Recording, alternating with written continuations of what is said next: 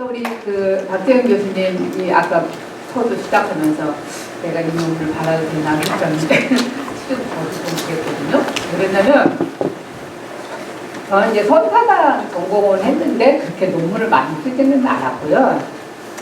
10여 년 전부터 서울도곡대나 중앙특가대에서는 열애장 수업을 제가 조금 개선하고 있었어요. 그래서 이제 열애장 계통의 수업이나 불성 계통의 수업을 또 했었고, 또 이제 이런 지금 서사상 체계 연원에 대한 논문을 조금 많이 써서 그래서 이제 보시면 페이지 80페이지 주 2번에 보시면 여기 이제 이런 그 선사상책의 연원이 될 수 있는 대분경전의 논문을 많이 했는데, 지금 여기에 있는 대부분의 논문들은 실은 제 논문이거든요. 그래서 이제 이런 류의 논문을 많이 썼기 때문에 한 10여 편을 썼습니다. 각 하원경마다 법화경, 그다음에 가장 많이 쓴 거는 유마경, 특히 이제 금강경, 뭐 이렇게 법화경 이렇게 해서 이제 각 경전마다 좀 썼고, 지금 요즘 들어서는 제가 이제 이런 류의 선사상 계통의 수업이 거의 학교에서 많이 없어요. 왜 그러냐면은 특히 이제 서양에 명상이 들어오고 위파사나 들어오고 초기불교 학자들이 굉장히 많아지고 하면서 초기불교 성향이 굉장히 많습니다. 특히 명상 분야가 굉장히 많습니다.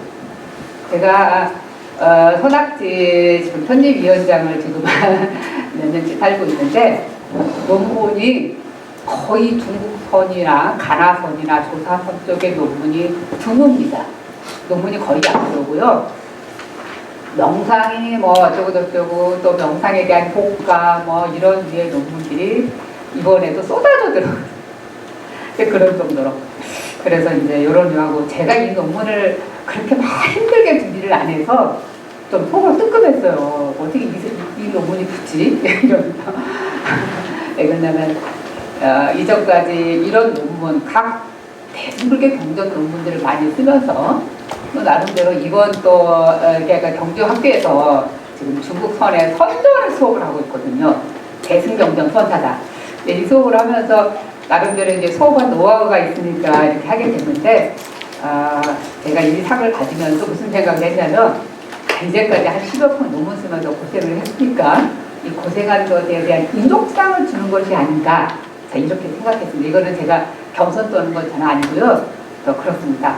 자, 그러면요, 저는 이 생각을 했어요. 지금 중국선의 선사상책이라고 그러는데, 원래 이 제목도 할 때도 동아시아라고 할 것인가 중국선이라고 할 것인가 굉장히 고민을 많이 해서 이 단어 하나 가지고도, 왜 그러냐면 동아시아라 하든 중국선이라 하든 다 똑같은 말이거든요. 왜냐하면 중국선이라고 하는 중국 불교를 토대로 동아시아 불교가 발전했기 때문에 중국선이라고 하든 동아시아라고 하든 특히 선사상을 좋아하거든요. 근데 제가 학부 때도 그렇고 대학원 들어와서도 그렇고 대부분이 수업이 중국선 위주의 수업이었어요. 그때만 해도 초기불교가 많이 들어오지 않을 때니까 그런 류의 수업이 대부분이었기 때문에 그것이 다라고 생각을 했죠. 중국불교 선 자체가. 그리고 이제 나중에 제가 이제 초기불교도 강의도 하게 되고 수행을 해보면서, 우리가 얘기하는 우리 한국불교의 조사선, 가나선 그 자체가 지금 중국선의 사상을 그대로 받아온 거거든요. 그런 사상을 하면서 중국불교가 이런 측면이구나, 객관적인 측면으로 조금 봤던 건 사실이에요. 지금 우리 한국불교 선이라든지. 그러면서 제가 이제 시기간이 조금 지나다 보니까 중국 사람들 보통으로 아니시다는 생각을 해요. 그래서 제가 수업 시간에 학생 스님들한테 이런 말씀 많이 물어봐요. 과연 AD 67년에 효명제 때 중국의 불교가 처음으로 들어왔는데 그 불교가 우리나라로 불교가 들어왔다면 지금의 동아시아권의 불교가 형성될 수 있을까? 대승불교가. 이런 거 물어보거든요. 갸우뚱해요. 과연 여기 계신 분들은 할 수 있을까요? 아마 다 아실 거예요.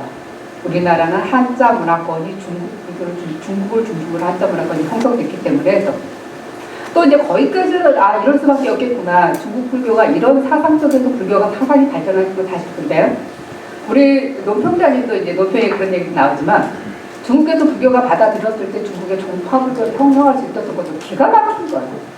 어떻게 이렇게 인도 불교 그대로 들어와서 그대로 받아들여서 거기에 발전시킨 게 아니라 특히 화엄종, 천태종, 정토종 그 가운데 서종은요 완전히 중국 화대 불교거든요. 실은 화엄정도 그렇고 천체정도 그렇고 정토정도 그렇거든요. 완전히 중국화된 불교로 발전해서 그럼 우리가 지금 한국 불교로도 그렇고 중국도 그렇고 일본도 그렇고 가장 우세한 종파가 선종이거든요. 우리가 지금 얘기하는 조계종, 우리 헌화과도 마찬가지죠. 그래서 이런 입장에서 선종이 그럼 왜 그렇게 크게 발전했냐면 특히 이제 중국에서 아마 다 아시는 얘기입니다. 중국이 이제 당나라 745년에 755년에 안사이 나냐 845년에 해창태부를 계기로 그러면서 교종의 종파가 많이 사그러지면서 선종의 종파가 크게 우세하다 보니까 그때 우세한 종파들이 지금까지도 한국도 그렇고 중국도 그렇고 일본도 미치고 있는 사상이거든요. 그래서 이제 그런 측면을 보면서 참 중국이 대단하다라는 생각을 많이 합니다. 그래서 제가 최근에 또 원고를 하나 쓰면서 중국 얘기를 쓴 적이 있거든요. 근데 다 아실 거예요. 지금은 우리가 경제적으로 중국보다 잘 사니까 이렇게 되지만은 지금 현재 중국은 우리나라보다 더 문화재가 더 많거든요. 거기는 이제 도교도 있고, 도교도 거기는 중국은 중국화된 도교이지만 중국은 자생종교에 자기네 나라 종교거든요. 또 도교도 거기는 당연히 있어요. 그래서 도교 있고 이슬람교 있고 기독교, 천주교 5대 종파가 있는데 그 가운데서 중국 불교가 가장 우세하게 하고요. 그 다음에 많이 어떤 불사고 되는데 적어도 그 승성사, 음남성 승성사 같은 경우는 230여 거죠. 이렇게 중정부에서 투자를 하면서 그렇게 하고 있어요. 또 그만큼 중국 불교, 중국이라고 하는 나라 속에서 문화재 자체가 어떻게 보면 불교 문화재가 상당히 많은 부분을 특히 우리나라보다 더 하거든요. 이렇게 굉장히 자부심을 갖는 문화라서 중국에서는 지금 잠깐 사회주의 국가로 인해서 불교가 잠깐 멈췄지만 앞으로 어떻게 크게 발전해 나갈 수 있는 가능성은 무한한 잠재력을 갖고 있다는 생각을 했습니다. 물론 지금 우리 중국 선화권은 왜 그렇게 거기까지 갈 수는 없지만 우리가 지금 우리나라 불교가 가나손이나 조사손이나 다 중국 불교의 사상을 받아왔고요. 우리가 조계종의 종교에 제일 먼저 나오는 게 조계종의 종교 교리국사는 중국에 가서 그 다음에 마조의 제사이신 하다못해 서당 지장의 법문하면서 종교로 한다. 도의국상. 그 다음에 얼마 전에도 또 태고종에서도 그랬는데 태고보고 스님을 중흥조로 한다라고 해서 우리 조계종의 종권이 그렇게 나와 있습니다. 그 다음에 조선으로 와서는 하다못해 이제 이렇게 서사대사랑 부유선조 권력을 한다라고 해서 선종 중심으로 발전하고 있었고 그 다음에 중국과의 연계성에서 우리가 지금 현재 우리가 지금 제 논문 자체는 중국선이라고 할 수 있지만 논문 제목은 그렇지만은 지금 현재 우리나라 불교의 기본 토대라고 보셔도 다름이 없을 거라고 봅니다. 자 그러면요 일단은 너무 지금 이 논문만 발표하면 또 다 끝나기 때문에 가능하면 제가 빠른 시간에 하려고 노력하겠습니다. 페이지 80페이지 보시면 아마 그런 내용이 거죠. 제가 이 논문을 어떻게 잡았냐면은 중국 우리가 불교사 측면에서 봤을 때 대승불교에서 초기 대승불교 그 다음에 이어서 중기 대승불교적인 측면으로 써겠습니다. 그래서 그렇게 측면을 하고 세 번째 카탈로그에서 어떻게 했냐면 중국의 선사들이 초기에 중국 불교의 대승전교는 어떤 영향을 받았는지 하고 이 부분만 언급을 했습니다. 이 부분 언급해서 굉장히 짧게 언급을 한 건데 제가 그 목차에서도 보면은 대승불교 초기 경전에 나타난 본각사다 대승불교 중기 경전에 나타난 본성사다 제가 이 한 줄이 나오는데도 10여 년 걸린 것 같습니다. 왜냐하면 이런 류의 논문을 이제 쓰고 나서 보니까 그렇구나. 특히 유마경, 화엄경, 법화경 이렇게 대승불교 초기 경전 속에서는 공각적인 측면이 드러나 있고요. 대승불교로 중기로 넘어가면서는 우리가 흔히 얘기하는 열애장, 불성사상 같은 특히 이제 보성론도 그 중에 하나인데 선사들이 보성론을 인정하지 않으셨거든요. 그러다 보니까 이런 본성적인 자성, 주인공, 일착자 측면이 나타나요.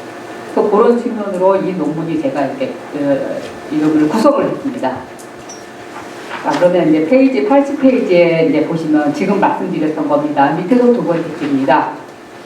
본고는 경전에 나타난 본각과 본체적인 측면을 바탕에 두고서 설에 영향을 미친 대승경전의 성간의 접근에 들어갑니다. 라고 했습니다. 그 다음에 오른쪽으로 넘어가면요.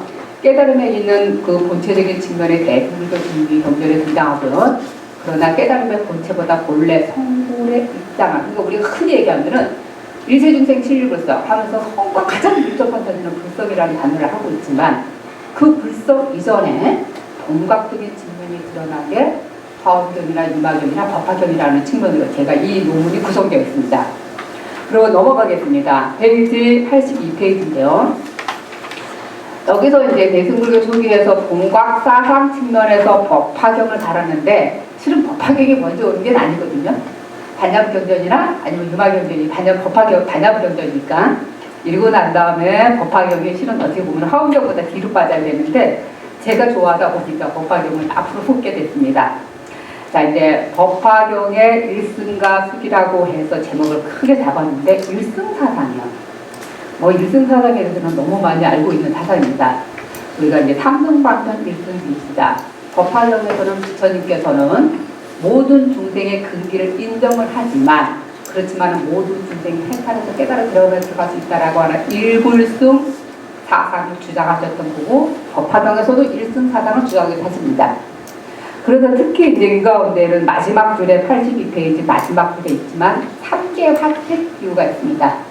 사계가 불이 나가고 하는데 거기 있는 아버지가 아들들을 꺼내기 위해서 양보 놓고 우고를 준다고 하지만 그 양보 놓고 우고는 삼승불편을 얘기하거든요. 성문승, 영각승, 보살승.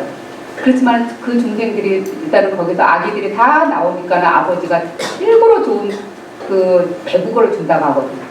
그때 이 표현이 우리 경전에서는 뭐라고 얘기했냐면은 우리가 중생의 근기에 맞춰서 성문, 영각, 보살을 얘기는 하지만 부정하지는 않지만 모든 사람들이 다 해탈할 수 있는 일불성 배국어를 줬다라고 하는 측면으로 개통합니다.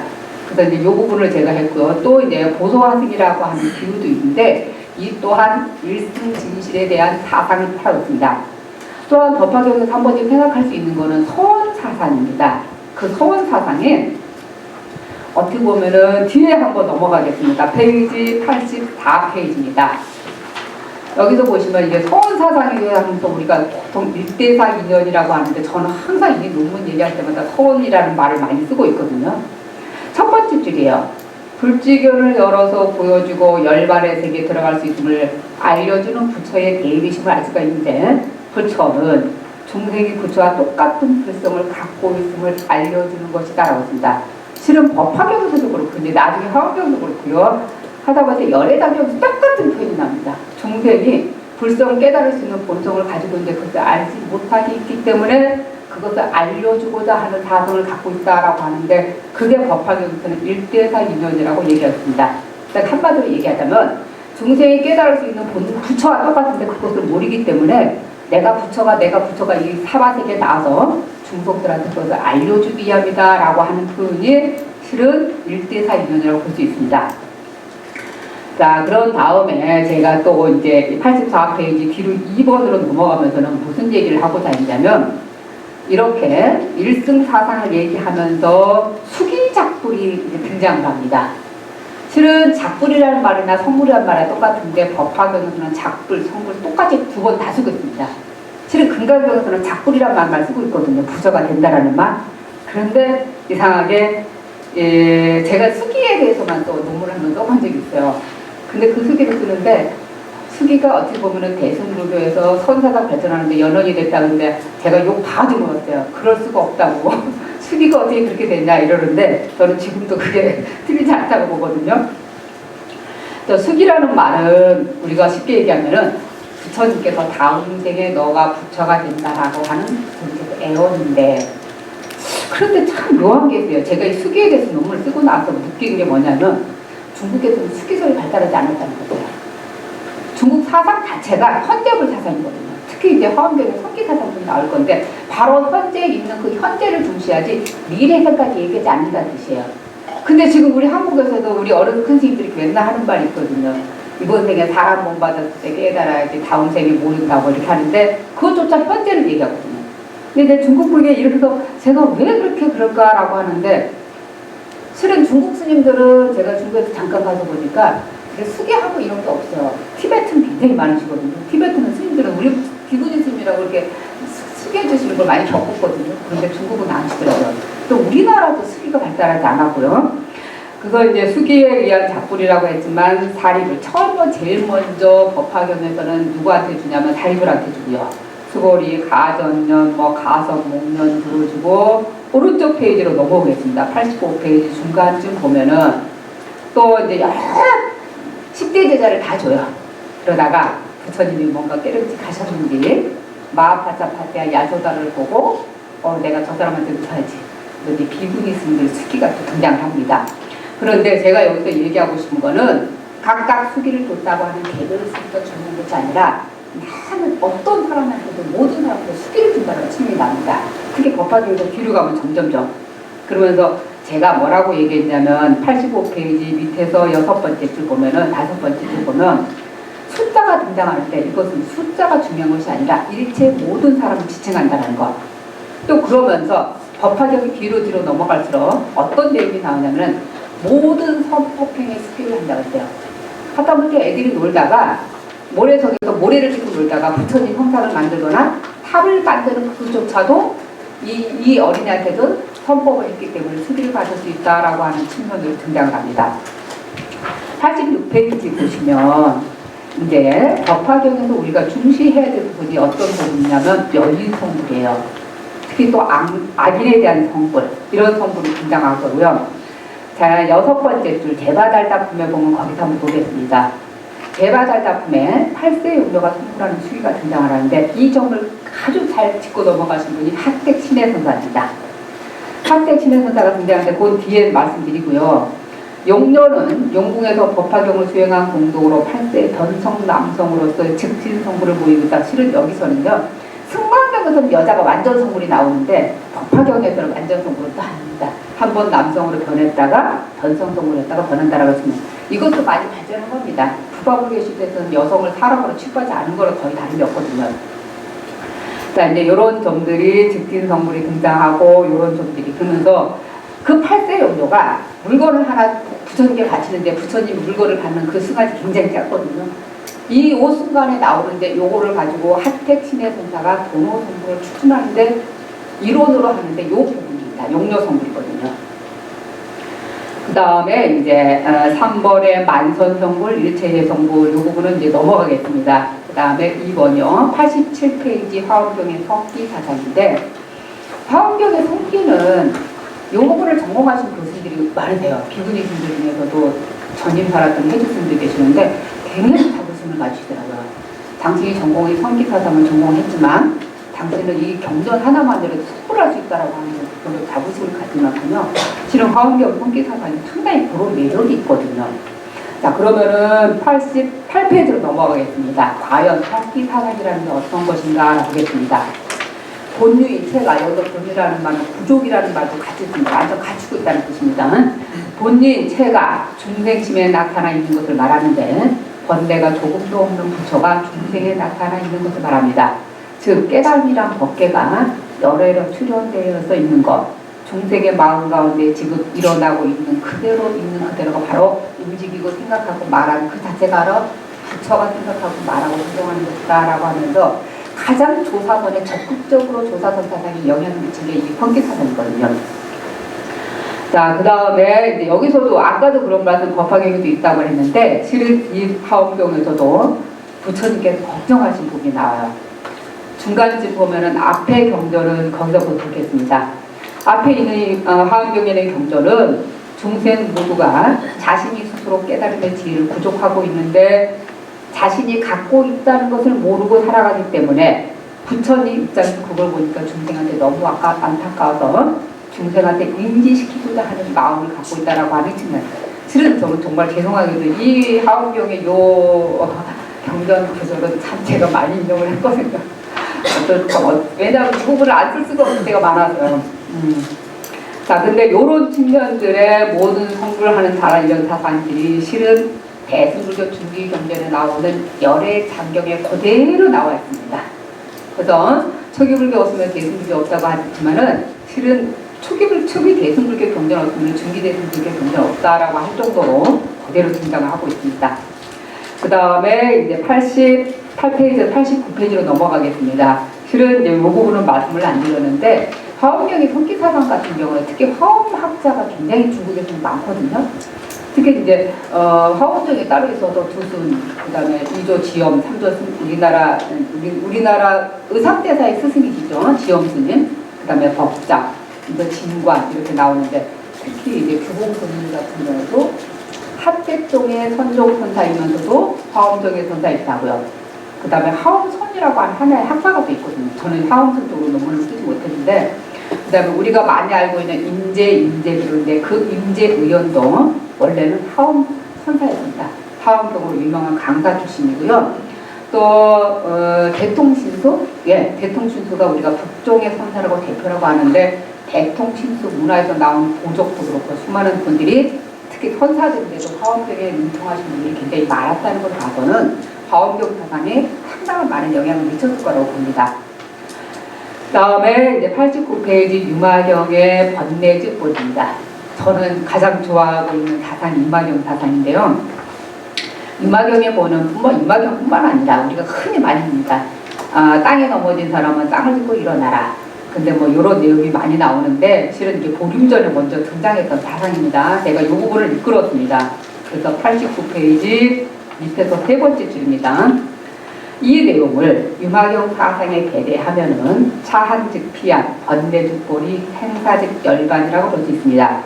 생사 열반이 결국 한 바탕에서 일어나는 거죠. 생사 일어나는 바로에 뒤돌렸을 때 그 자리가 열반인 거고요. 번뇌 그 자리가 일어난 그 자리가 바로 뒤돌렸을 때 보리라고 하였습니다. 그래서 곧 보리는 번뇌를 근거로 하기 때문에 번뇌 자리에 보리가 이루어진 것이요 생사의 자리가 곧 열반이라고. 아마 갑자기 이 부분을 생각하면서 생각나는 부분이 해인사 장경각? 이게 보면은 안쪽 주점에 쓰여있는 구절이 아마 이런 건데 옹각도량이 어디 있나 그랬지. 옹각도량 하재처 하니까는 그다음에 내가 지금 흥금생사 즉시 내가 지금 번뇌가 일어나는 바로 그 자리가 바로 깨달은 자리다라고 하는 게 우리 팔만대장경 그 주론으로 쓰여 있거든요. 그래서 이제 90페이지에서 보면 지금 말씀드리는 거 연관입니다. 다섯 번째 줄입니다. 곧 번뇌를 끊고 난 다음에 열반을 구하는 것이 아니라 번뇌가 일어나는 바로 그 자리가 열반의 자리이기 때문에 번뇌를 굳이 끊어야 될 필요도 없는 거죠. 왜냐하면 그 자리가 되돌리는 자리에 바로 열반의 자리이기 때문에요. 그 다음에 굉장히 이 내용이 법학 유마경에 많이 있습니다. 제가 몇 개만 인용을 해서 그렇고요. 그래서 90페이지 밑에서 네 번째 줄입니다. 지금까지 말씀드리고 있는 이런 전개는 보면 이치를 보면은 영꽃은 청정 고온이 아닌 진흙밭에서 꽃을 피우는데 번뇌의 바다에 들어가지 않으면 지혜의 구분을 얻을 수 없다고 합니다. 인간의 번뇌가 곧 부처의 종자라는 뜻입니다. 그래서 유마경도 그렇고 법화경도 그렇고 불성이라는 단어는 없는데 열애종, 불종이라는 단어가 몇 번이나 언급되어 있습니다. 또 다른 차원에서 보면은 말하면 불도는 굳이 깊은 산골에 들어가서 수행하는 것이 아니라 일상의 삶 속에서 불법을 거치지 않는 곳에 있다. 차한즉 비한다 라고 말을 쓰겠습니다. 특히 얘기하면 유마경 같은 경우는 유마거사가 제가자거든요. 제가자가 법을 설한다. 실은 초기 불교에서는 이끌 수가 없는 일이에요. 왜냐하면 우리 불교 사상 자체가 출가자 중심으로 발달했거든요. 그 출가자 중심으로 지나치게 발전하다가 불법불가 발전하면서 대승불교를 일으킨 사람들이 다는 아니지만 그 중에 많은 대다수가 제가자가 들어있거든요. 그 제가자가 들어있으면서 제가자도 똑같이 출가자하고 똑같이 성불할 수 있다는 근원의 이치를 내줍니다. 그 대표적인 경전이 실은 유마경이죠. 그러니까 유마경에서 종종 이런 표현이 많은 거야. 지금 이 살고 있는 이 차안이 곧 차안이 이제 피안이다라는 표현을 굉장히 또 많이 쓰고 있습니다. 그래서 이런 쪽으로 번뇌즉보리 통사기결과 차안지 피안이라는 용어로 이렇게 유마경이 구성되어 있다고 했습니다. 그 다음에 이제 91페이지 보면은 이제 제가 본성이라고 했는데 본성 차원에서는 제가 열애장경, 특히 열애장구 경전에서는 열애장경, 부중불장경, 승망경도 여기 들어갑니다. 그런데 희한하게 중국의 선사들이, 초기불교 선사들이, 초기의 그 선정 선사들이 불성이라는 용어는 안 쓰는 선사가 없을 정도로 많이 쓰세요. 그런데 열애장이라는 용어는 거의 쓰지 않으세요. 그래서 아마 근데 열애장이 더 먼저 번역이 됐거든요. 중국에서 4세기, 5세기에. 근데 그런데도 유명해요. 자, 그러면은 한번 열애장경의 열애장은 어떤 내용이나 보시겠습니다. 92페이지입니다. 자, 열애장이라는 말은 즉 열애를 담는 그릇이라는 뜻으로 각각 중생 모두에 열애의 성품이 유명에 덮여 있는 것이다 라고 했습니다. 임신한 엄마가 뱃속에 아기를 품고 있는 것과 똑같은 표현으로 우리가 열애장이라는 우리 중생이 열애라고 하는 것을 품고 있다라고 하는 뜻을 갖고 있다는 게 열애장이거든요.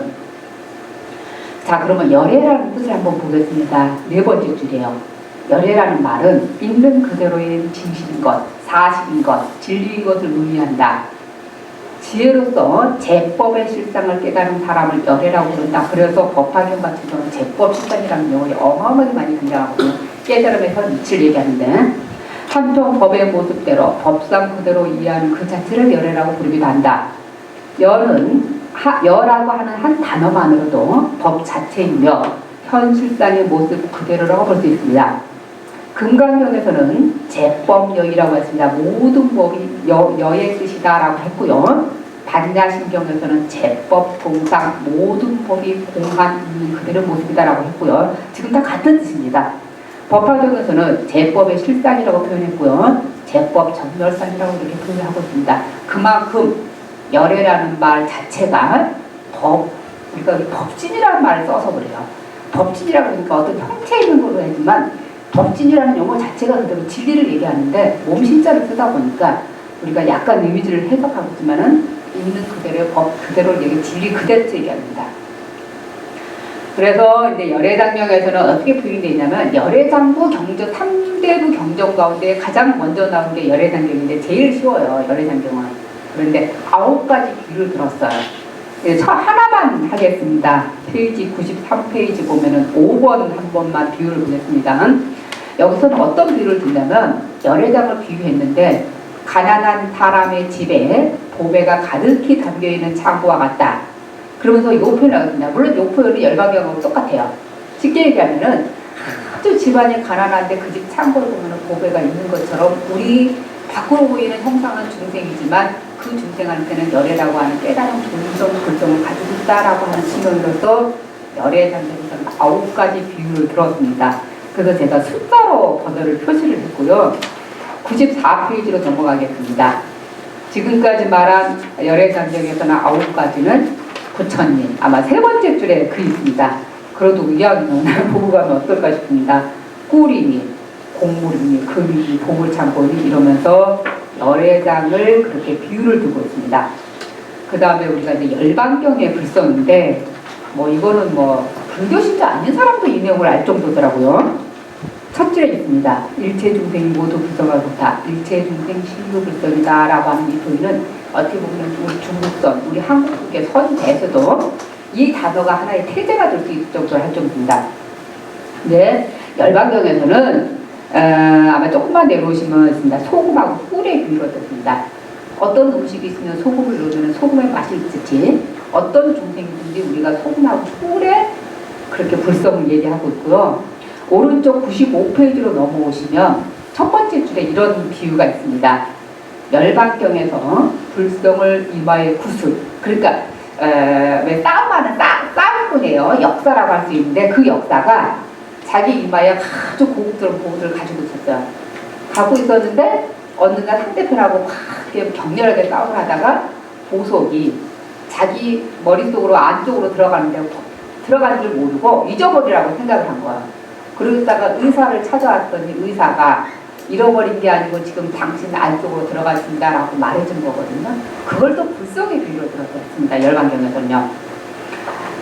자, 그래서 이제 요 말씀이고요. 페이지 95페이지 밑에서 6번째 줄 보겠습니다. 이렇게 중국 선사상의 시발점을 이룬 것은 불성이라고 볼 수가 있는데 육조 해능스님한테도 보리자성 본래 정정 그 다음에 단지 그만 있습니다. 본래자성 본래자성 단정자성 진정성인데 실은 제가 육조 해능스님 사찰에 갔거든요. 해능스님 사찰에 갔더니 해능스님 탑에 딱 말했어요. 뭐라고 되어 있냐면 지금 말씀드린 거 보리자성은 본래 정정한 게 단정자성 진정성이다. 바로 이거 쓰기만 하면은 바로 그 자리가 성불한 자리다 라고 쓰여 있습니다. 그 다음에 해능은 열반경 사상과 똑같이 본래 부족등 본래 성불을 말하고 있고요. 그 다음에 지금 제가 불성을 얘기하고 있는데 열반경에서는 한 가지 더 나아가서 초목도로 상불한다. 또 한 가지는 일천지에서 상불한다라는 일천지 쪽에는 나중에 들어가 있거든요. 그 다음에 천하의 못된 나중에 들어가지만 약간 부족하신 이런 장래인이 포함되는데 거기에 모든 사람이 성불할 수 있다라고 하는 측면을 갖고 있는 게 열반경 사상입니다.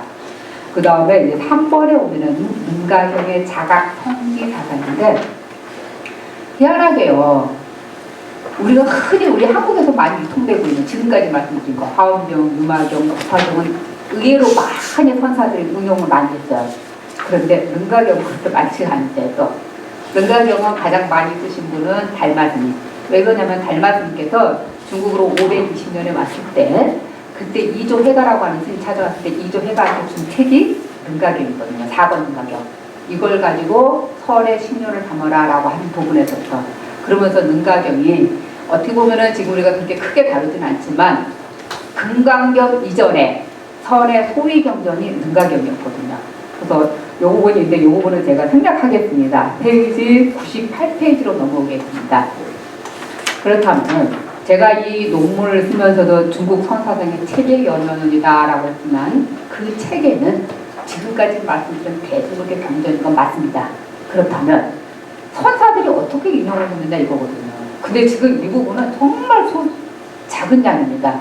어마어마하게 대중국의 경전에 인용하는 선사들이 많은데 그냥 크게 몇 분만 보겠습니다. 98페이지의 세 번째 절 북동의 대통신수입니다. 우리가 대통신수스님은 육조 해능한테 파묻혀갖고 굉장히 근기가 낮은 사람으로 이렇게 인미를 대겠지만 실은 그런 분은 아니시거든요. 그래서 이분도 대승무생 방편문이라고 해서 5경전을 인용을 했는데 71번 출처리한 부분이 그겁니다. 기신론이나 법화경이나 화엄경이나 이 부분을 인용을 했고요. 페이지 99페이지로 오시면 가장 우리가 중시해야 될 부분이 뭐냐면은 대승경전의 선사당을 위해서 공부를 확립하신 일원화하신 분 대표적인 인물이 실은 하택진입니다.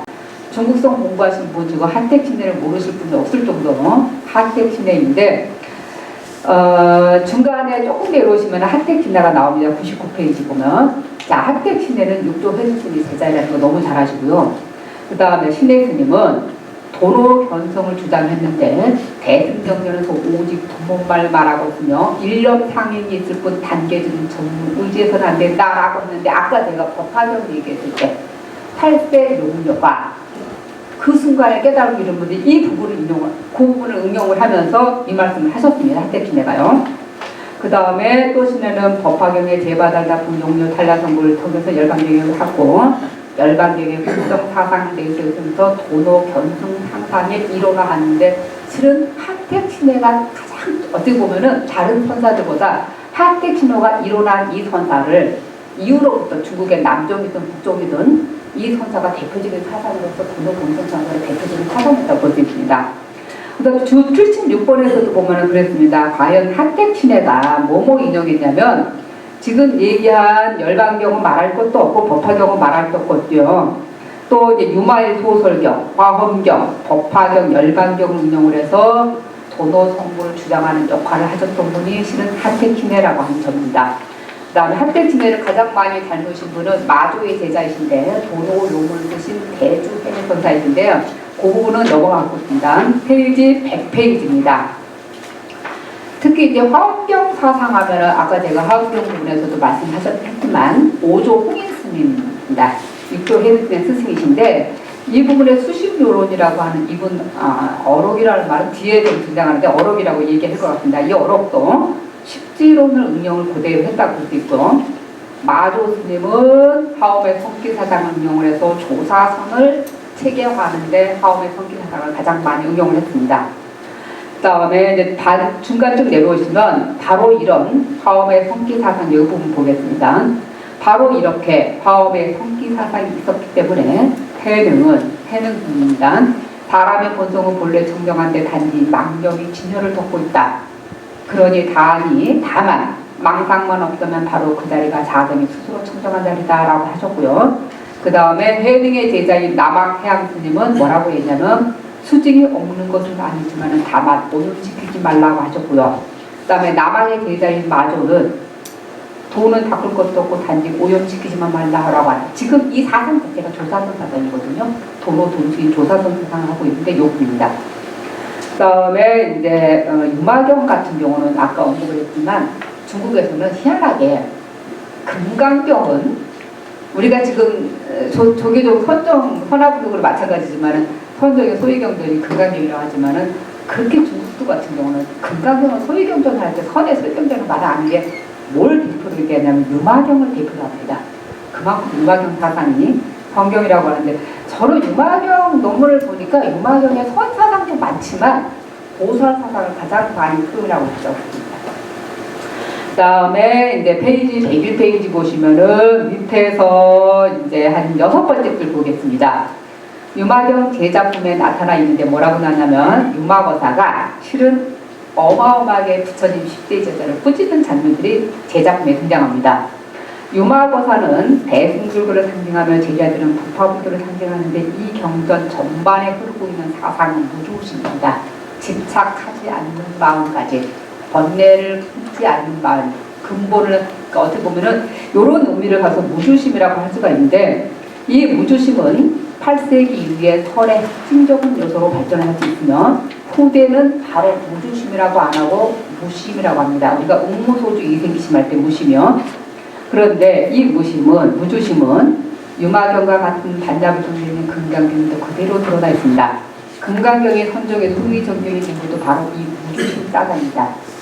그 다음 것은 이해되실 거예요. 즉 육조혜는 스님께서 출가하게 된 계기가 금강경 식품에는 웅무소주 이생기심을 구조로 해서 출가하게 되거든요.